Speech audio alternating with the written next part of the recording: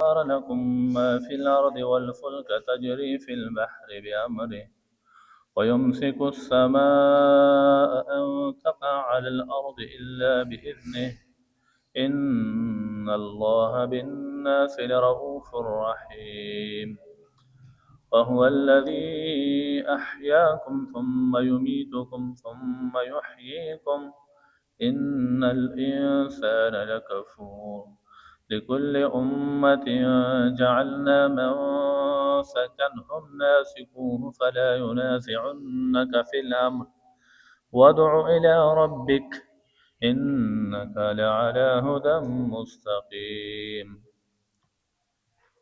وإن جادلوك فقل الله أعلم بما تعملون الله يحكم بينكم يوم القيامة فيما كنتم فيه تختلفون ألم تعلم أن الله يعلم ما في السماء والأرض إن ذلك في كتاب إن ذلك على الله يسير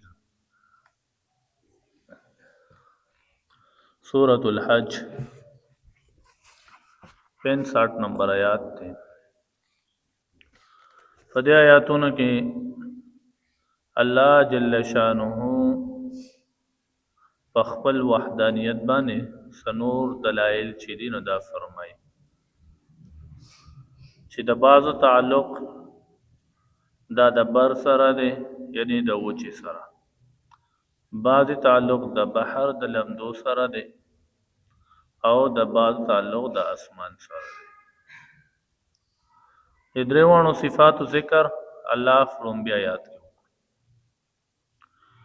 بیا د دین پس راوړې د مونږ ته زمنګ دا پیدا کول دغه رنګ بیا مړه کول بیا پیدا کول دویم آیات کې بیا د دې ذکر وکړو دریم آیات کې د مشرکین یو اعتراض چیرې کوم الله مړه کې هغه تاسو ته مردار وای چې تاسو کوم حلال کې هغه ته تاسو حلال وای د هغه جواب کوي الله چې د هر شریعت لپاره خپل طریقې وي او د دې شریعت طریقه دار چې د ناور ذبح کول الله فرمای الم تر ان الله سخر لكم ما في الارض آیاتان دي لیدلې چې یقینا الله جل جلاله مسخر کړی دي استاسو د فائدې لپاره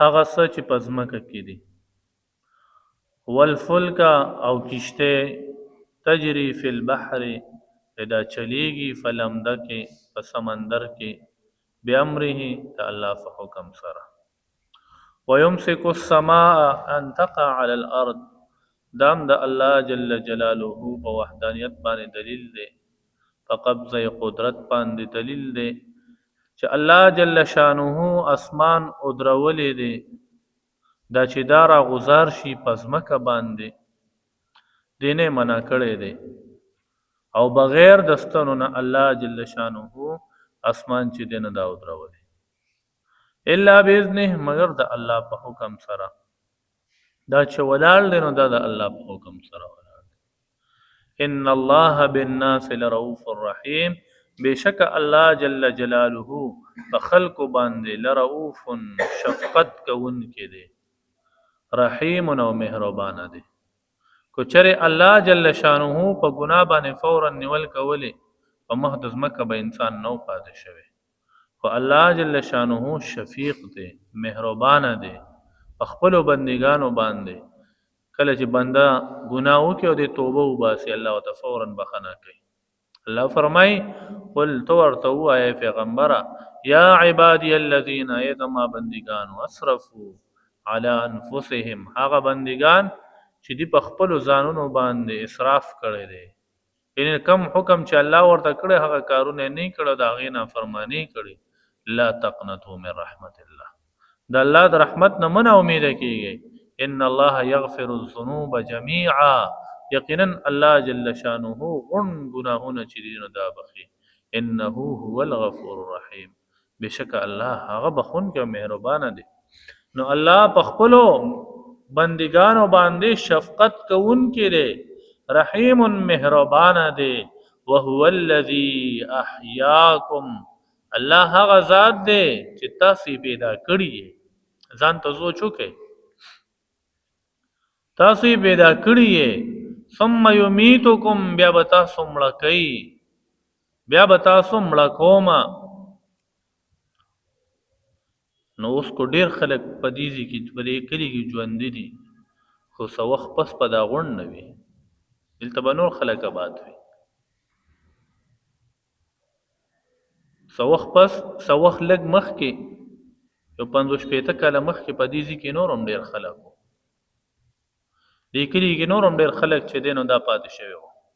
اوس 50-60 پرې زمونږ نه یو 15 کاله مخکې هم د دنیا خلک په دې کلی کې پاتې کېدل به، نن چې دین هغه نشته. الله فرمایي ثم یمیتکم، بیا تاسو مړه کوم. دا مړه شوي دي، دا مړه شول، مخ د ځمکې نه فنا شول.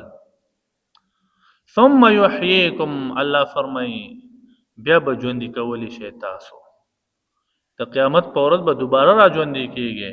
ان الانسان لکفور، بېشکه دا انسان دا ډېر ناشکره دی، ډېر غټ ناشکره دی چې دی بیا هم د الله ناشکري کوي. دی چا پیدا کو؟ الله پیدا کو. دل رزق څوک ورکوي؟ الله ورکوي. هدف فعلون کې څوک دی؟ الله دی. دته صحت چا ورکړی دی؟ الله ورکړی دی. دی بیا هم د الله ناشکري کوي. لکل امت جعلنا، الله فرمای د هر یو امت تفاره منګه ګرځولې منسکن، یو شریعت، یو لاره.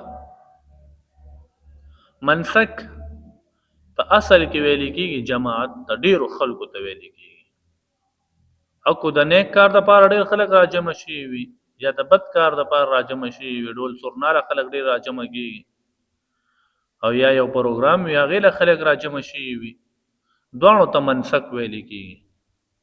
دیو جن حج چې خلک لړ شي لکه مناسک حج چې دینه دا بادا کوي، ولې ځکه چې هلته هم ډیر خلک راجمع کیږي. په عرفه کې هم ډیر خلک وي، بیا په حج کې هم ډیر خلک وي، نو ځکه ورته مناسک حج وي. نو او دلته تینا مراد څه دی؟ دلته تینا مراد شریعت دی. هم ناسکوه فلا ینازعنک، هم چې دوی ناسکوه په هغې باندې روان دي، فلا ینازعنک په دې جګړه نه کوي تا سره، فی الامر د دین په یو معامله کې، د دین په یو کار کې. ودعو الی ربک، تبلنه کوه خپل رب طرف ته، خپل پروردګار طرف ته. انک لعلی هدی مستقیم، بېشکه ته چې ته په نیغه لاره باندې، په هدایت باندې او په سیده لاره باندې. وان جادلوک، او کو چېرې دې مناظره کوي او جنگ جګړه کوي تا سره، یعنی تا ورته دومره دلایل د الله په وحدانیت باندې بیان کړه او محکم آیاتونه دې ورته بیان کړه چې د دینه پسم دینه پوهېږي، نو دا به د ضد او د عناد د وجې نه به دوی تا سره جګړه کوي. ځکه چې کم دلایل او کم حجت او په هغه باندې اتمام وشو، دی د دلیل د جواب نه دی. فقل الله، بس تو ورته ووایه الله اعلم، بس الله ښه پوهېږي بما تعملون، څه چې تاسو کوئ. الله يحكم بينكم يوم القيامه، الله جل شانه به فیصله وکړي ستاسو په درمیان کې په ورځ د قیامت. فيما كنتم فيه تختلفون، هغه خبرو کې کوم کې چې تاسو اختلاف کوئ. الم تعلم ان الله يعلم ما بالسماء والارض، آیا تا ته علم نه دی؟ تا ته پته نشته چې یقینا الله جل شانه هغه ته علم دی هغه څه چې په اسمانونو کې دي. مونږ ته خو صرف ستوري په نظر راځي، خو دا پته مونږ ته نشته چې د دې څومره وزن دی، دا څومره غټ دي، څومره جسم لري، دا مونږ ته پته نشته دی. یا د ستورو نه بره په لومبي اسمان کې څه دي، بیا په دویم اسمان کې څه دي، په دریم کې څه دي، د علم خو مونږ ته نشته. د دې ټولو خبرو علم چاته دی؟ دا یو الله ته دی. والارض، او په مهد ځمکه باندې، نو مونږ ته خو دغه مخصوص کلي معلوم دی، به دغه مخصوص ځایونه مو لیدلي دي، نور خو مونږ د دنیا نه یو خبر. دنیا کې خو بعضې ځایونه داسې شته دي چې په هغې کې 6 میاشتې ورځې او 6 میاشتې شپې، بعضې ځایونه داسې شته دي چې په هغې کې 2 میاشتې ورځې او 2 میاشتې شپې. او بعض دینه داسې شته چې په هغې کې یو ورځ 2 ورځې دا پکې یعنې 48 ګنټې دا پکې ورځ یو 48 ګنټې چې دی نو دا پکې شپې. نو ځمکه د دې ټولې ځمکې علم دا چاته دی دا یو الله ته. الله نه علاوه پر تمام ځمکه باندې علم چې دی نو دا چاته نشته دی.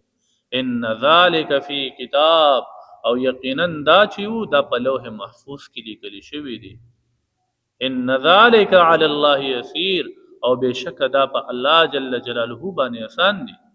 ويعبدون من دون الله او دوی سوا د الله نه عبادت کوي یعنی د بل چا عبادت کوي د الله نه علاوه ما هغه څیز لم ينزل به سلطانا چې دې ته سند دلیل نه نازل شوی یعنی وحی وسره نشته.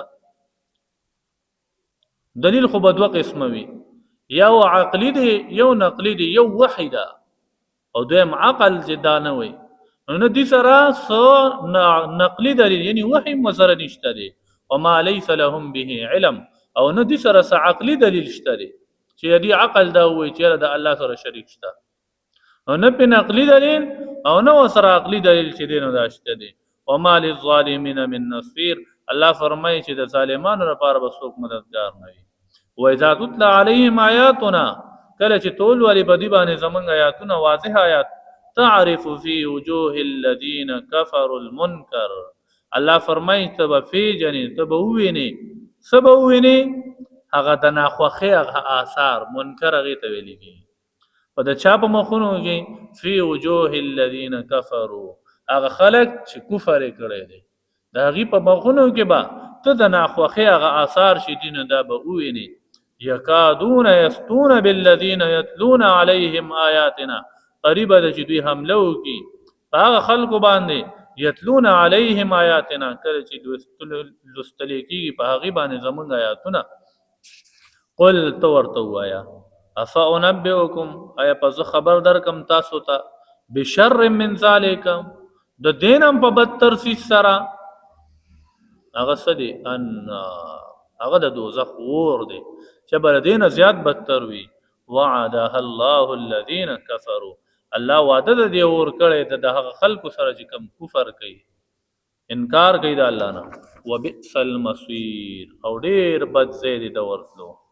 الله دې موږ ته فنا راکړي. الحمدلله رب العالمین.